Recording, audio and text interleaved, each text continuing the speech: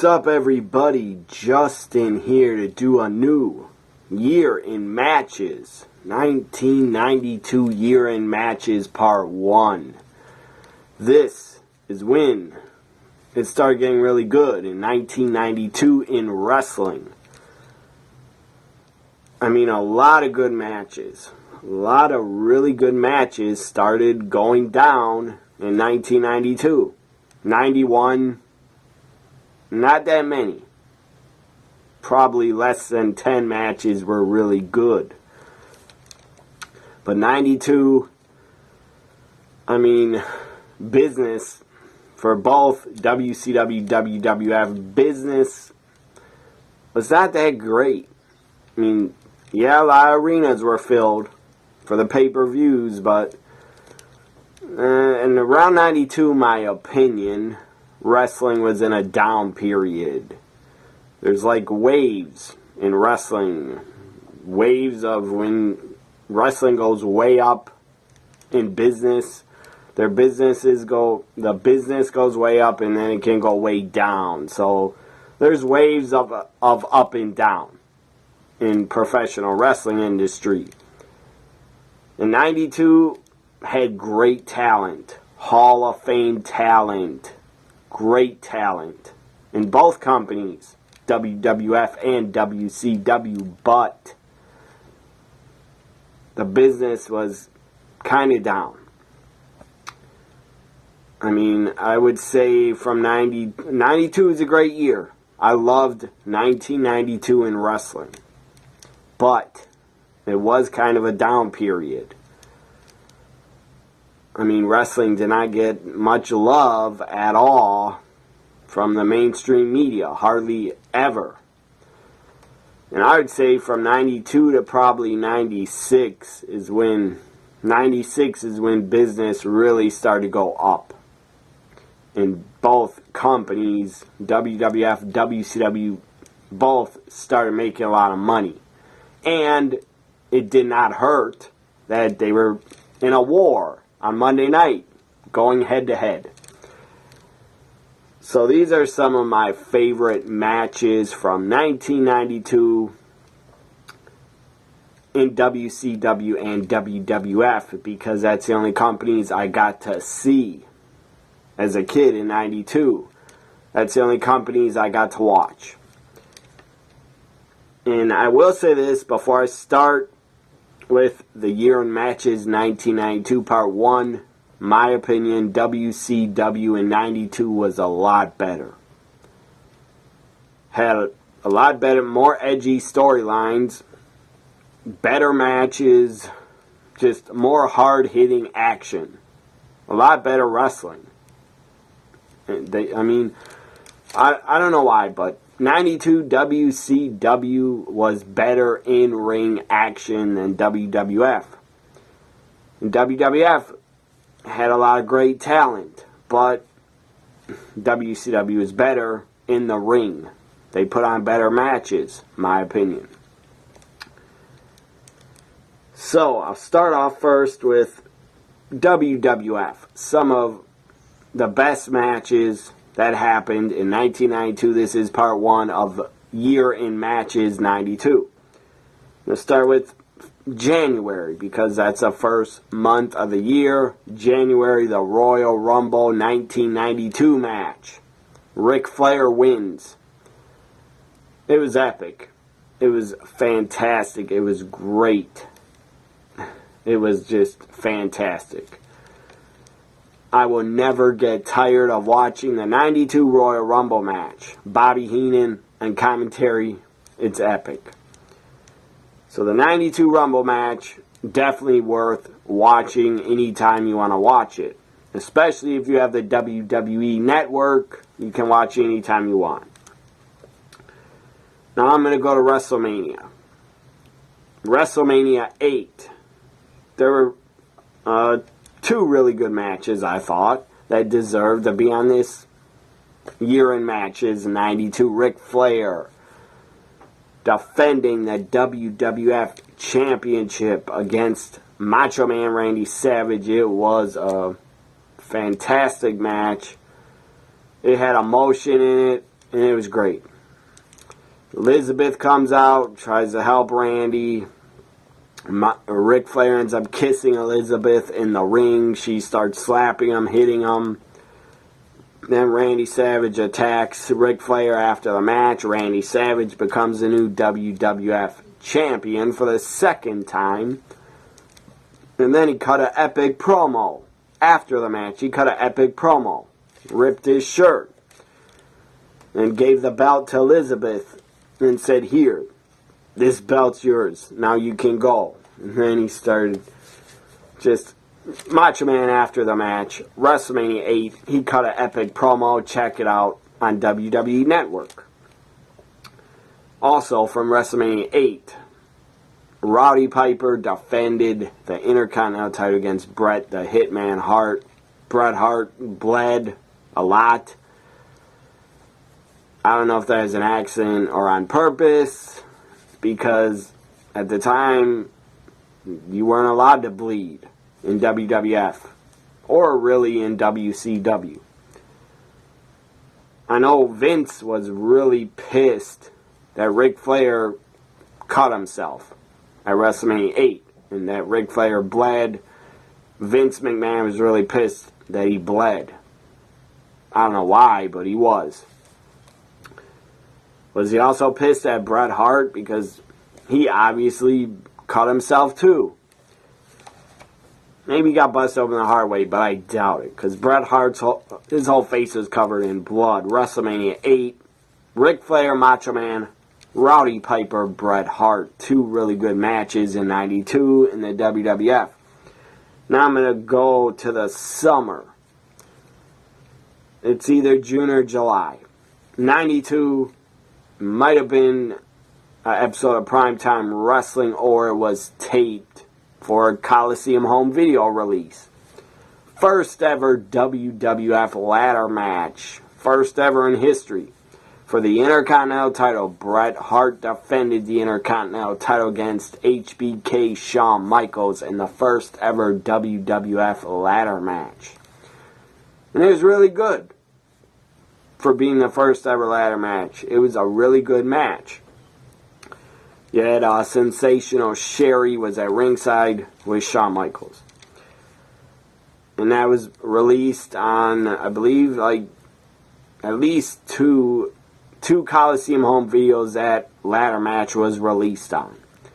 Because I actually owned them and bought them when I was younger. The most unusual matches, Coliseum home video, the ladder match was on there, and I think that's the only Coliseum home video release it was on.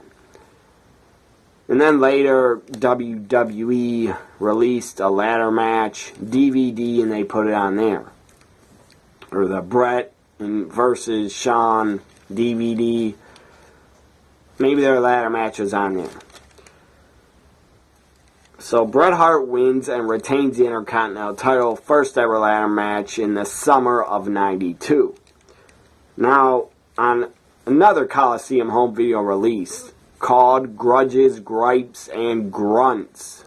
It's actually on the network to watch it. Tatanka had a really good match with Ric Flair. Really good match. Ric Flair made him look great, sold for him, made him look like a superstar. And then, I believe it's the final match of the Coliseum home video release, Grudges, Gripes, and Grunts.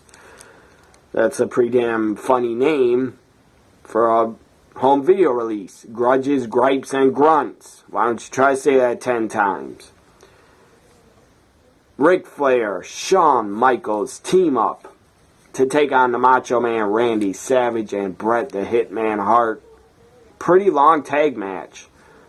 Goes like, I think almost 30 minutes. It's at least 20 minutes. Really good fun tag match. That's on the home video release, Grudges, Gripes, and Grunts. And I also believe the Macho Man is the host of that home video release. So now we go to SummerSlam. And this is just part 1 of the year in matches. I will do a part 2 because there were a lot other really good matches in the fall of 92 and the winter. SummerSlam 92, it's obvious what the matches of 92 were in the WWF, and two of them took place at SummerSlam 92 from London, England. Wembley Stadium, epic. It was an epic scene. I mean, it looked great on camera. All those people there filling the Wembley Stadium, it was great.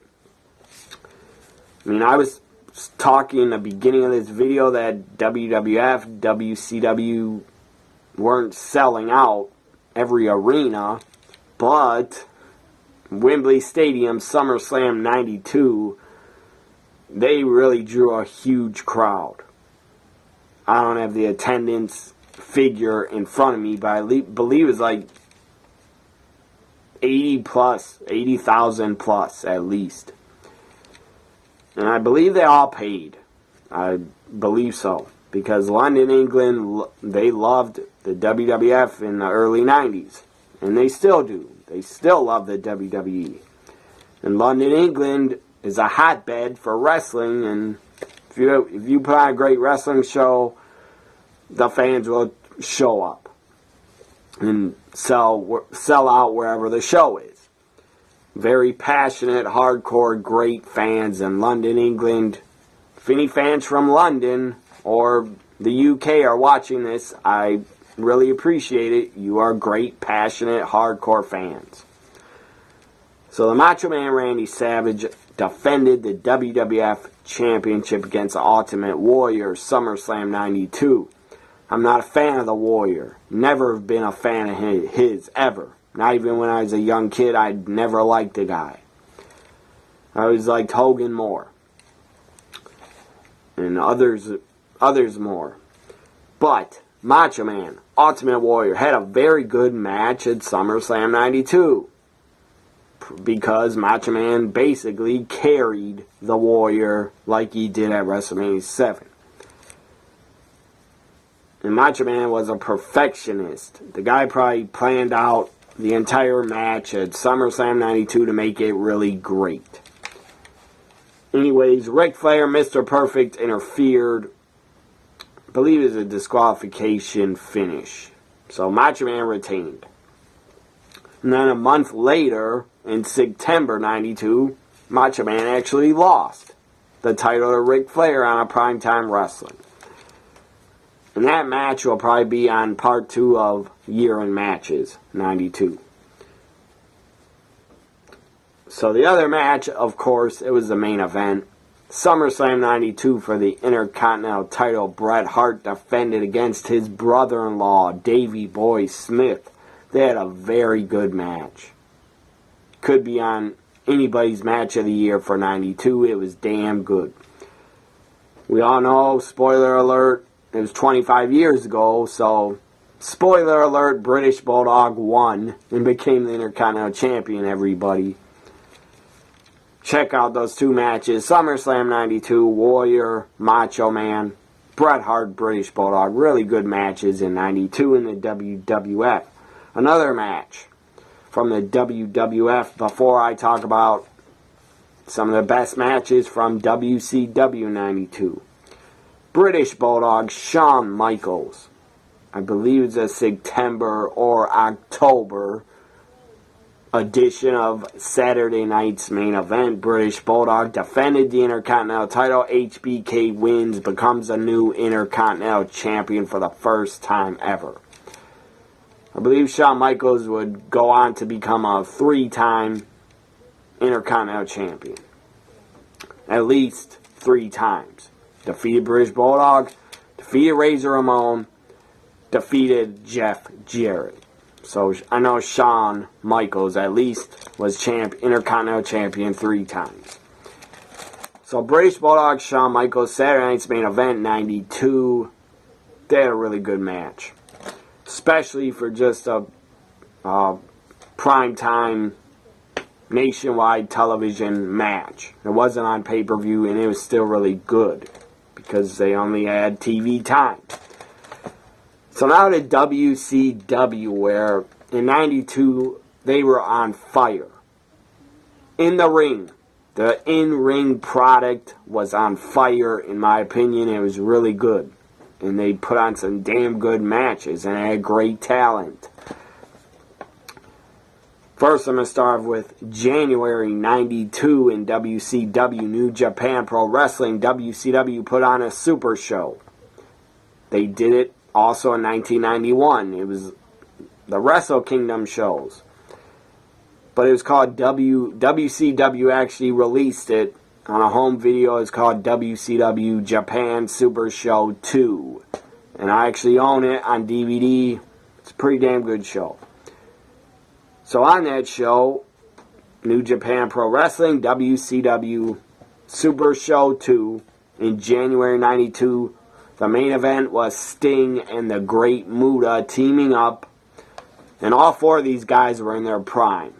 Teaming up to take on the Steiner brothers. Really good tag matches, really fun to watch. Sadly, this tag match from January 92 at the Tokyo Dome is not on the network. I don't know why it's not on the network, but I've seen it and I own it. So now I'm going to go to Super Brawl 1992 pay-per-view. Had 3 really good matches on it. Super Brawl 92, what I remember most about it, it was in my hometown, where I still live. Sadly, I didn't get to go. I would have went, but I didn't even know they were coming to Milwaukee. But Super Brawl 92 from my hometown, really good pay-per-view to check out on the network from 92, Super Brawl 2, and also Super Brawl 92. I'm not just saying that because it was from my hometown. It was a really good show. Some matches were kind of slow, but most of them were good. Main event, Sting challenging Lex Luger for the WCW World title. I'm not a fan of Lex Luger. Never have been. The guy was nothing. Guy couldn't work. Guy was just a body. Great body in wrestling. And he proved that when he went to Vince and he couldn't get over as a babyface. When Vince gave him a huge push, he still couldn't get over and didn't get the world title. Sting defeated Lex Luger. I loved it. Sting becomes the new world champion for the 2nd time. And that was really cool. They had a WCW world title change in my hometown. Ricky Steamboat challenged Rick Rude for the U.S. title. Really good match. Their match at Beach Blast 92 was a lot better, but this was still good. Ricky Steamboat, Rick Rude, they had great chemistry together and awesome matches together. Especially in 92. They had a lot of matches together. Rick Rude, I believe, retained after Paulie Dangerously, a.k.a. Paul Heyman, had his cell phone, was dressed up as a ninja. And earlier, I believe Missy Hyatt, backstage interviewer, or Ricky Steamboat, or Medusa, there was like a ninja dressed up with Ricky Steamboat in his locker room. And Medusa had the ninja chase her away and distracted the ninja, so he was gone. I'm talking about Ricky Steamboat's a ninja. Try to follow me. Ricky Steamboat's a ninja, chased Medusa away. So then Paulie Dangerously got dressed up like the ninja in his gear somehow. They must have beat up Steamboat's ninja and took his gear off, and Paul Heyman put it on. Paul Heyman dressed as a Steamboat's ninja, cracks Steamboat with a cell phone. Rick Rude pins him 1, 2, 3, retains. Referee didn't see it, by the way, or else Steamboat would have won the match by DQ. Now, the other match for the WCW Light Heavyweight Championship. Jushin Thunder Liger, I believe, was champion. Defending against Flying Brian Pillman. Great match, epic, 5 stars, really good. They tore the house down. It was the opening match of Super Brawl. and it was epic. Jushin Thunder Liger, Flying Brian Pillman, Super Brawl 2. Really good match in 1992. Check it out on the network. So there is my part 1, year-end matches, 1992. Part 2, there will be a lot more really good matches from both WCW, mostly WCW, and some from WWF. Hope you enjoyed year-end matches, 1992 Part 1. Have a great weekend, everybody. Bye for now.